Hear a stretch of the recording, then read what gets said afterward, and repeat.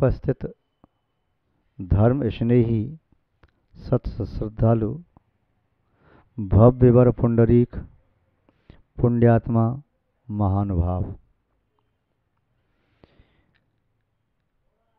संसार में जो भी दृश्यमान वस्तुएं हैं उनमें स्पर्श आदि गुण पाए जाते हैं। स्पर्श रस गंध वर्ण। स्पर्श भी 8 प्रकार का होता है जिसका ज्ञान स्पर्शेंद्रिय से होता है। आज हम उसके 2 मुख्य बात कर रहे हैं कि कोई वस्तु कठोर होती है तो कोई वस्तु कोमल होती है। कठोरता और कोमलता। कठोर के मायने आप जानते हैं, जो कठोर है वह दूसरों को जोड़ने में असमर्थ होता है। जो कोमलता होती है वह टूट करके भी कई बार जुड़ जाती है। ये कठोर और कोमल शब्दों को हम ऐसे भी कह सकते हैं दुर्जन और सज्जन। दुर्जन कठोरता का प्रतीक है, सज्जन सरलता सहता कोमलता का प्रतीक है। सज्जन पे 100 चलें, दुर्जन चले न एक, ज्यों जमीन पाषाण की ठोके ठोके न मेघ।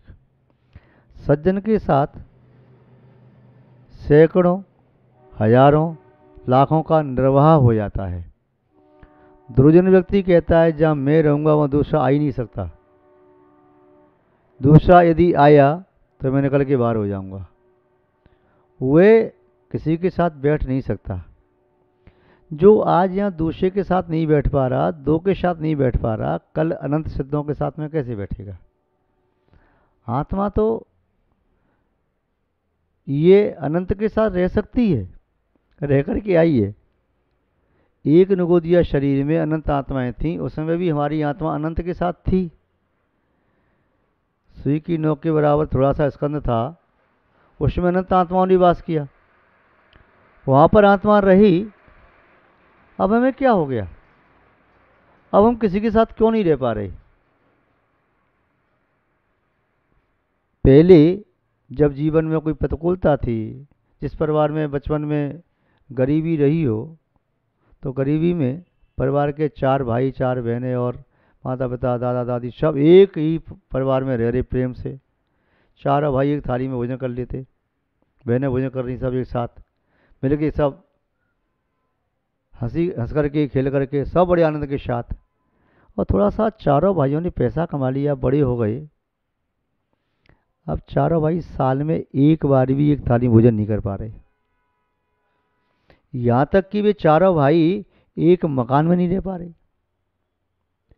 और तो और मकान बदल लिया, अपना नहीं तो किराए का ले लिया, पर साथ में नहीं रह सकता, क्योंकि अब उसे ऐसा लगता है कुछ उपलब्धि हो गई। और हम समझते हैं उपलब्धि नहीं हुई, उसका कुछ चला गया। वह कह रहा है कि मैंने पैसा कमा लिया, वह कहता है मैंने इज्जत कमा ली, वह कहता है मैं शादी करके बहू ले आया, वह कहता है मेरा अलग ही वैभव है, मैं इनके साथ कैसे रहूँगा। किंतु ये उसे दिखाई दे रहा है बाह्य चीज है, उसने गंवा दिया, आत्मीय स्नेह को गंवा दिया, परस्पर में सहयोग की भावना को गंवा दिया, बड़ों के प्रति आदर सम्मान को गंवा दिया। ये कमाल जो कमाया है उससे उसके पास अहंकार आया है, घमंड आया है, कठोरता आई है। तो उसके मन में जो कोमलपना था, सहजता थी, सरलता थी, नम्रता थी, वह त्रोहित हो गई, वह नष्ट हो गई। यदि आत्मा का कोई भी गुण हमारा नष्ट होता है तो बाहर का हमारा कमाया सब बेकार है। जिस धन के कारण प्रेम भाव छूटे वह कैसा धन? आग लगे उस धन में, आग लगे उस धन में, उस धन पर बिजली टूट पड़े। जिस धन के कारण बैर बढ़े, भाई भाई से नित्य लड़े, वह धन कैसा? उस धन को तो फेंक दो। जिस धन ने तुम्हारा प्रेम छीन लिया, जिस धन ने तुम्हारा सुख शांति छीन ली, जिस धन ने तुम्हारा अपनापन छीन लिया, अब तुम्हारा भाई तुम्हारा शत्रु बन गया, तुम्हारा भाई तुम्हारा दुश्मन जैसा लगता है, तुम भाई को मारने को तैयार है, भाई तुम्हें मारने को तैयार है। उस धन के कारण इतनी कठोरता कैसे आ गई? तुम्हारी अंदर की ऋजुता, मृदुता, कोमलता, सहजता कहाँ चली गई? यदि चली गई, चेतना के गुण चले गए, तो बताओ उपलब्धि हुई कि हानि हुई? यदि इसे तुम उपलब्धि कहते हो तो तुमसे बड़ा मूर्ख और कोई नहीं। यह उपलब्धि का व्यापार नहीं, हानि का व्यापार है। अरे चंद चांदी के टुकड़ों को प्राप्त करके तुम अपनी सरलता सहजता को खो रही हो। कोई 4 व्यक्तियों में तुम्हारा पद बढ़ गया, उससे तुमने अपने भाई को खो दिया। तुमने थोड़ा सा समाज में प्रतिष्ठा प्राप्त कर ली, तुमने माता पिता का सम्मान करना छोड़ दिया। तुम्हारी शादी हो गई तो तुम्हारी पत्नी सब कुछ हो गई, तुम्हारा परिवार पूरा छूट गया। बचा क्या तुम्हारे पास?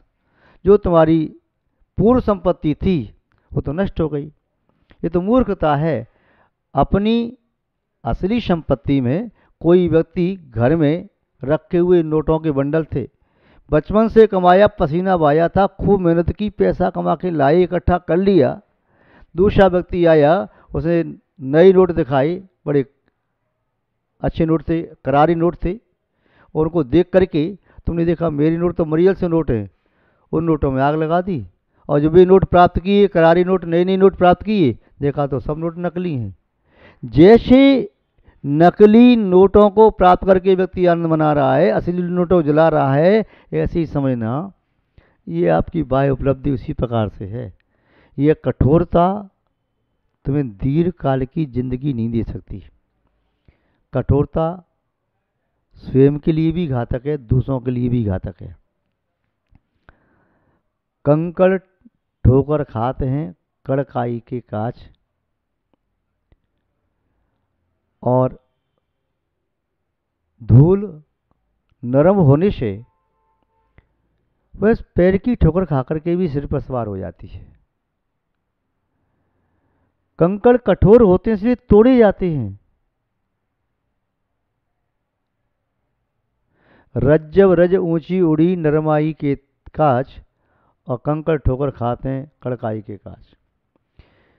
जो रज है, धूली है, वह उड़ती है आकाश में ऊंची। क्यों? वह नरम होती है, कोमल होती है, मुलायम होती है। कंकड़ों को उड़ते देखा? नहीं उड़ते। कंकड़ यदि कहीं सिर पर पहुंच गया तो घाप कर देगा, और धूल यदि सिर पे बैठ जाए तो घाप करती है क्या? मुलायम लगती है। ऐसे ही कंकड़ की तरह से कठोर व्यक्ति होता है। कठोर व्यक्ति जिसके बीच में रहेगा उसे चुभेगा।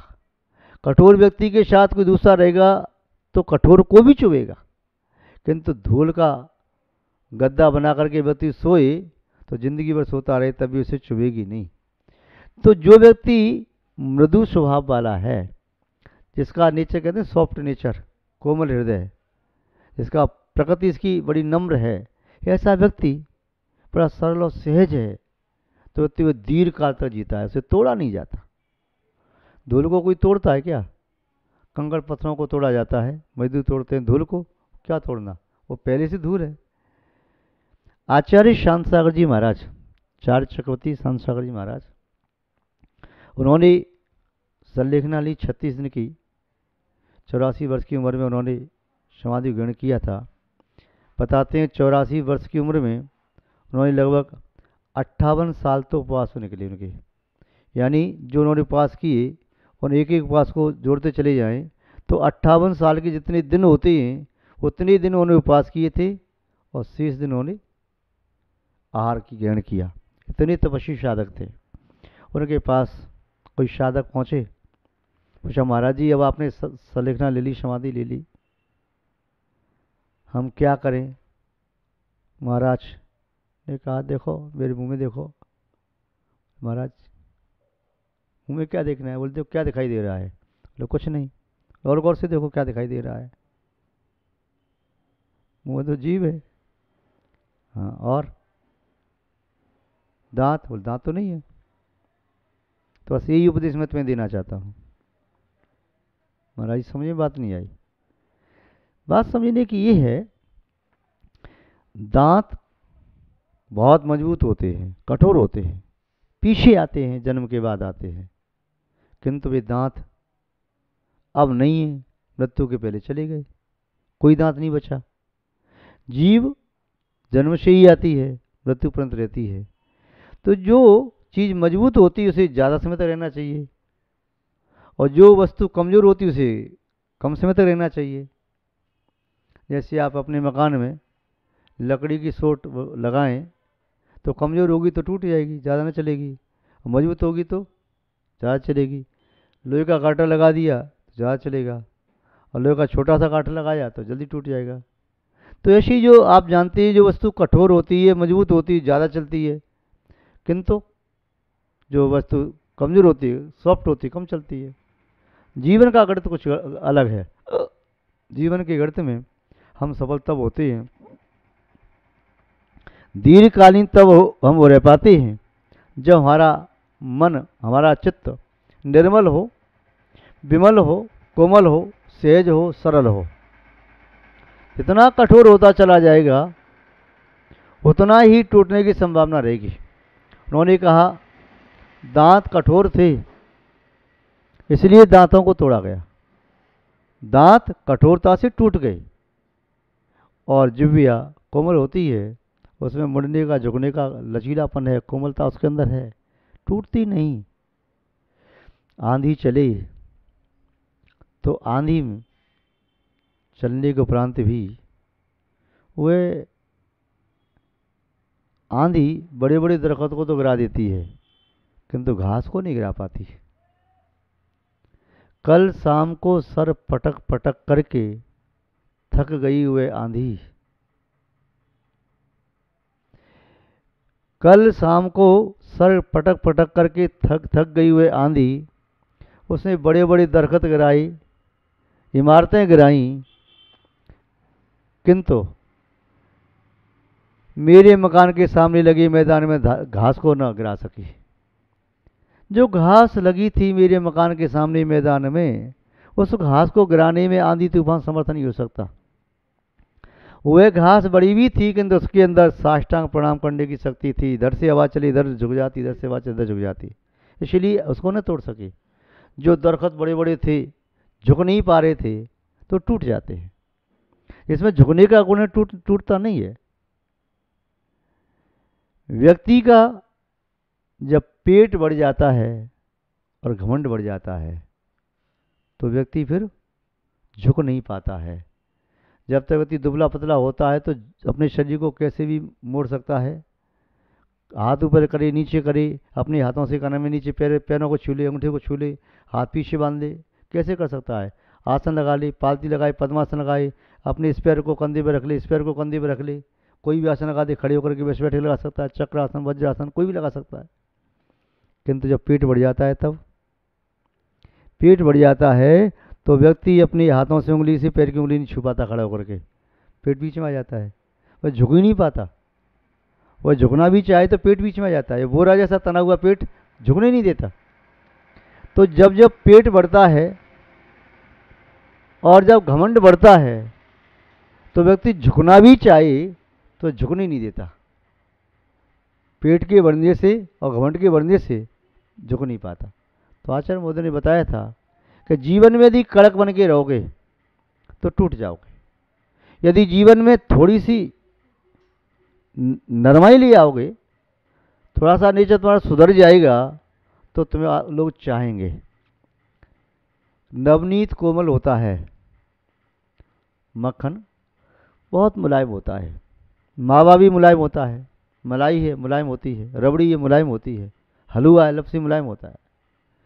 तो उसे सब कोई ग्रहण करना चाहता है, चाहे बालक है, चाहे किशोर है, चाहे युवा है, चाहे प्रौढ़ है, चाहे वृद्ध है, सभी लोग ग्रहण करना चाहते हैं। उसके लिए ग्रहण करते समय दांतों को परिश्रम नहीं करना पड़ता।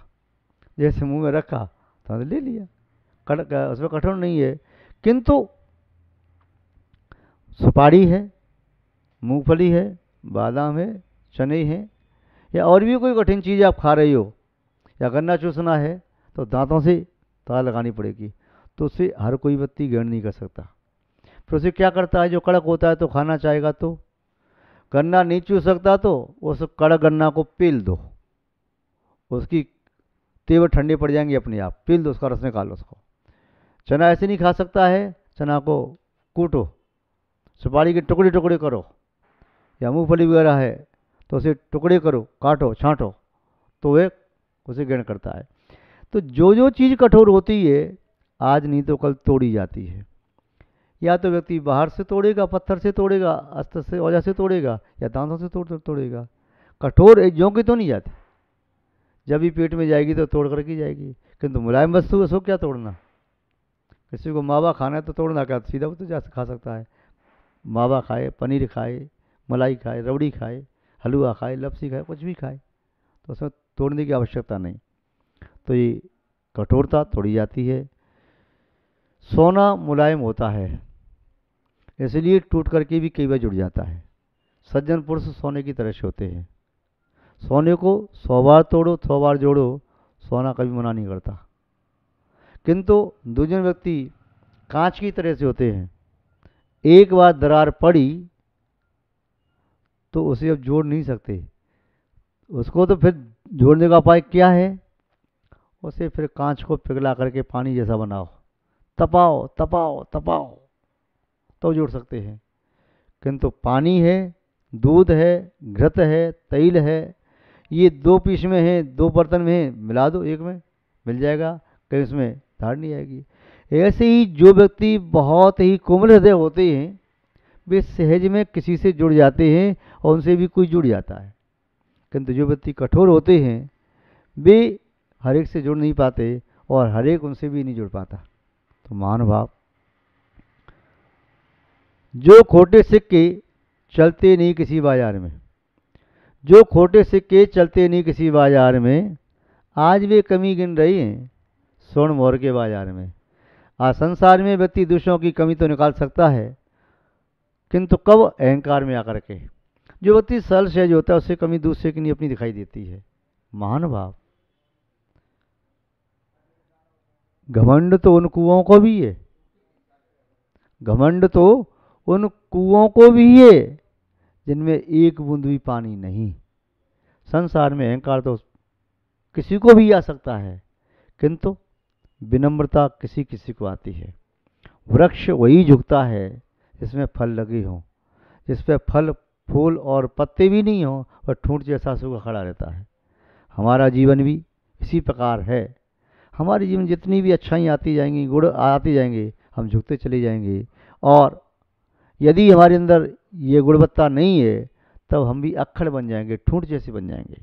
तो महानुभाव, आपसे इतना ही कहना चाहते हैं कि आपके अंदर यदि नरमाई होगी तो अपने रूठे सज्जनों को मना सकते हो, और यदि आपके अंदर अहंकार आ गया तो न मनोगे न मनाओगे। इस प्रकार अपने जीवन में सफलता प्राप्त करें। हम आपके लिए बहुत बहुत आशीर्वाद देते हुए अपनी शब्द श्रृंखला को विराम देते हैं। जय बोलिए श्री शांतनाथ भगवान की।